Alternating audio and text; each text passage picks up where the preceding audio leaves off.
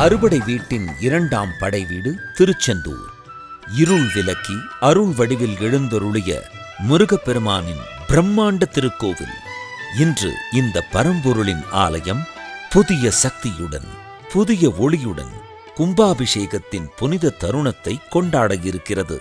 கந்த சஷ்டி காவியம் பேசும் இடம் இது. சூரபத்மனை வென்ற இடம் இது.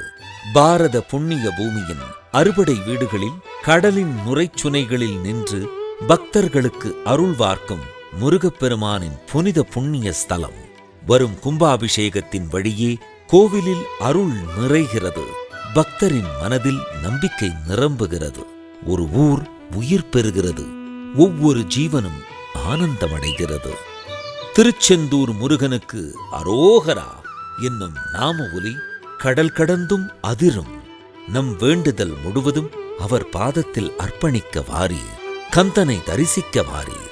வெற்றிவேல் முருகன் திருவருளால் திருச்செந்தூர் எப்போதும் ஒளிரட்டும். என்றும் இறைப்பணியில் தங்கமயில்.